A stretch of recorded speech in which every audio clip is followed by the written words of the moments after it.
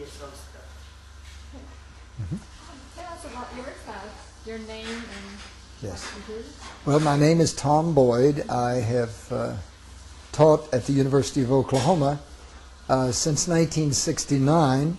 I retired from the Department of Philosophy in 1997. But after 5 years away, my wife was invited back to the university, and I came with her because we lived together. And I've been teaching full-time in the new program at the University of Oklahoma, Religious Studies. And I'm in my 4th year teaching in that program. So basically, I've been a college professor most of my adult life. And you went to Turkey and you joined Turkish trip, and this was your second time. Yes. I made 2 trips to Turkey. The first trip was in the December of 1994, and I think it was one of the most powerful experiences of my life. And so when my wife proposed that we go again and take students with us on our second trip, the IID agreed for us to do that, and we went on a second trip this past December the 27th and over into 2006.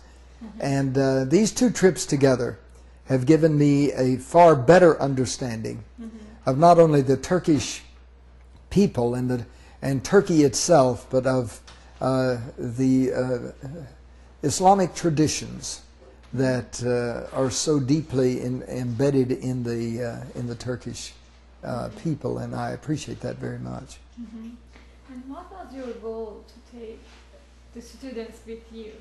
Yes. Well, my wife had this idea originally, and as soon as she talked about it with me, I agreed with it. We believe that one of the things we must do in this day, after the events of September 11 of 2001, we must have younger people learning about the world, and especially about the world of Islam, and that was part of our motivation. We also were particularly moved by the events around the schools that we visited, the various schools that have grown out of what is being popularly called these days the Gulen movement.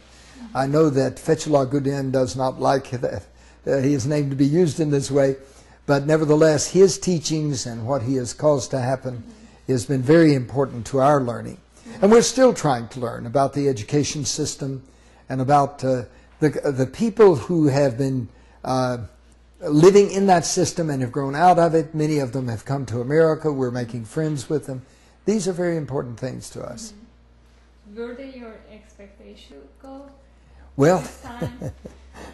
yeah, you know, there were some expectations the second time because, you know, the first time we had almost no expectations except we wanted to enjoy the experience. But the second time I could look at things in a different way. I went into, for example, the Blue Mosque and went to Hagia Sophia. And the first time I went, it was so new, it was hard to really look at it and know exactly what I was doing. But I did some reading after that. And when I went back the second time, I could see it in a more powerful way. So the second trip over was extremely helpful to me to understand not only these sites in Istanbul, but when we go away, when we're in Cappadocia or, you know, particularly at Rumi's tomb, for example. That was one of the most moving experiences for me because I'd been reading his poetry and his writings this past year, and being at his tomb was very important to me. What was the difference this time? Did you notice any difference on people, maybe the culture? You know, when you're doing anything for the first time, and you've never had any experience with it before, it is all so new that you think you're understanding it, but it takes more time than that. And so the second time over, it seemed to me that the people and the places, I don't know how to put it, but they were more real to me. They were more a part of my own life. I was participating in it more, and I felt at home more. And most of our students, for example, and the others had never been. And so we could kind of see how they were experiencing it for the first time and realize, no, there's more here. And it has to do with getting to know the people better. We knew many of the people who were our hosts much better. And cities where we went, we met people we had met last year. And you began to feel more like a friendship and a family relationship is developing. And that was really nice. And what struck you most this time? This time, well, aside from the Rumi site and Konya, I would say the whole experience for me when we went to Urfa, and here is the birthplace of Abraham, and where some major events happened in his life, and these are commemorated. Then we drive out to Haran and visit the ruins at Haran. And I visited those last year. But this year, I could see it. It was in the daytime, for example. When we visited the birthplace of Abraham last year, it was at night. So it was just so different to be in that experience. And I think, for me, the time we spent in Urfa was some of the most valuable time. That's one of the places where our traditions, you know, the Jewish, the Christian, and the Muslim traditions, the Islamic traditions, began to meet. And so that was very exciting to me.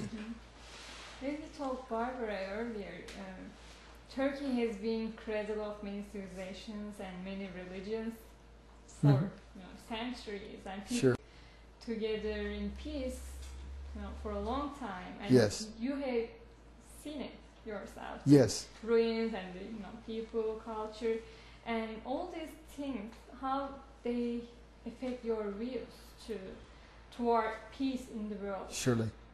Well, I just don't think in the West we have understood that part of the world very well. Those of us who belong to the Christian tradition in the West, we know that one of our early missionary leaders, Paul the Apostle, was all over that region, and I knew it in my head, but I had not seen any of these places. So to go to places like, last year we went to Ephesus, went to Pergam this year, and to Cappadocia, as I mentioned. And when we go to these places, these are ancient sites of the people of Israel, and later of early Christians, then famous Islamic sites. And so the convergence of religion, and even before, or in the middle of all of that, it was pointed out to us that in some of these sites, some of the earliest people there were the Hittites or the Amorites, and that goes early in the history that all of us share. So it's a convergence of traditions. And as I read about the Ottoman Empire in the last year and a half, one of the things that struck me is how open they were to the diversity of religions in those days, in the midst of being a strong Islamic center. And I appreciated that very much, and I learned much. And these trips have done more to help me see that it's real. You know, when you read about it in books, it's just not as effective as being there. So it's wonderful. Schools. You went to schools again, and the other educational institutes. And how did you find them? Well, the first year we went, we were in a school virtually every day. We ate meals at schools once or twice a day at least. And at first, I didn't know what to make of it. I did not know about the schools. And what was so interesting about our hosts in America, the IID, the Institute of Interfaith Dialogue, They'd never told us anything. They just invited us to go and to enjoy it. And we went to the schools, and very gradually, as we met the children and met the teachers and the leaders, we began to realize that something was happening here.